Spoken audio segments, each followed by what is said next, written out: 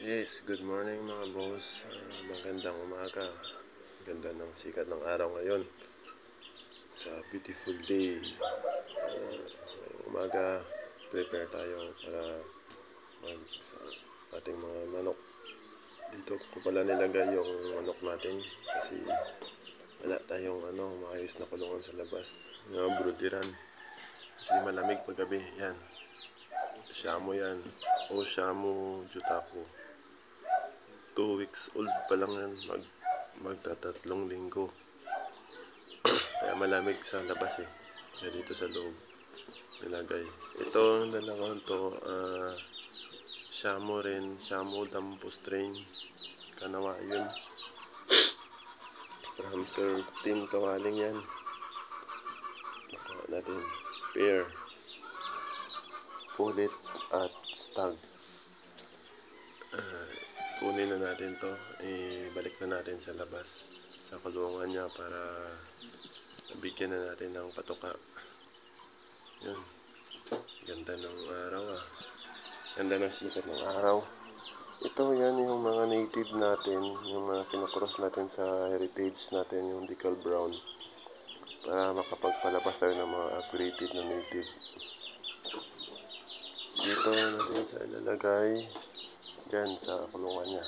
Sa umaga dyan natin yan nilagay. Ito yung pagkain niya na prepare ko na para ilagay na lang. Para pag pasok niya, diretso na siya kain. Yan.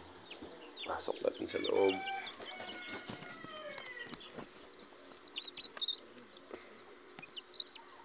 Yan. Yan, di pa sure kung hen o cock yan. Pulit o stag, di pa sure. Magti 3 weeks old pa lang yan Yan. Ganda niyan. O Shamu Jutaku. Saraduan muna natin. Tsaka prepare natin. Ayan pala yung niya, yung ipot. Bilog na bilog. Ibig sabihin, maganda. Good sign. Yung karton niya, bibilad naman natin ngayon sa init para mamatay yung mga dapaw. Tapos dito na side, dito yung paglalagyan natin sa dalawang shamu natin. Tapon muna natin yung natirang tubig. Palitan natin ng bago yan. Dito sila nakalagayan kung umaga, pag maganda yung panahon. Pag paggabi at medyo maulan, sa loob lang sila. Hirap na, baka sipunin, magkasakit, gastos na naman. Kunin natin yung isa, ilagay natin doon. Ayan, tingnan natin.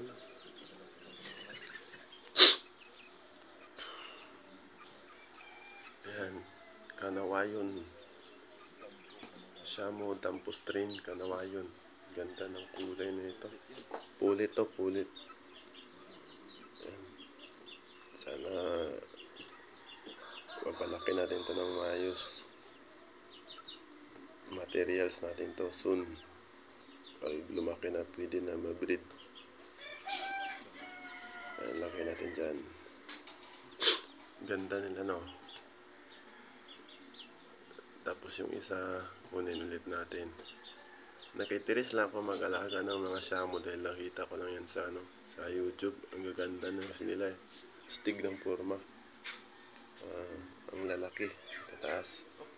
Kaya tinry ko rin mag-alaga. Ito, yung isa to, pure dampo rin yan. Pure Shamu Dampo strain. Going 2 months pa lang yan. Itong 24. Stag yan, stag.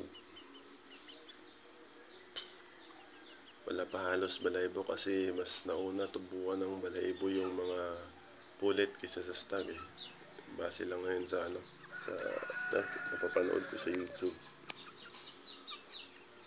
Lagay natin sila dito para patuka na natin. Malalakas yan, kumain sila. Hinting-hinti yan. Yan, dating kulungan ko ng aso, nilagay ko na dyan sila. Tapos bigyan natin ng patuka. Yan, Integra 2000. Meron din ako dyan Vitamin Pro, pang vitamins ko sa kanila. Para malakas yung ano nila, immune system. Yan, grabe itong mukha yan. Dagdagan natin yung pakain nila. Yan. Saglit lang yan, umpos agad nila yan. Nakasabit yung ano, yung pakain na nila. Ganyan daw kasi dapat eh. Para masanay silang nakatingkayad. Yan. Tapos dito na side, punta naman natin yung mga crosses natin. Yung upgraded na native. Rhode Island Red, cross natin yan sa hulo. Sa hulo na cock. Tapos yung nanay nila, Rhode Island Red. Rhode Island Red yung tatay nila. Tapos yung nanay, hulo na cross sa Rhode Island Red. Ayan, hulo yan.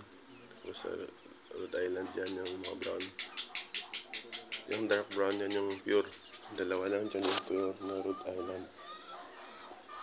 Kunin mo natin yung ano nila, tubig. Palitan natin. Pakain na nila, linisin natin muna. Palitan natin ng bago. Yan yung patuka nila. Linisan muna natin bago natin bigyan ulit ng pagkain.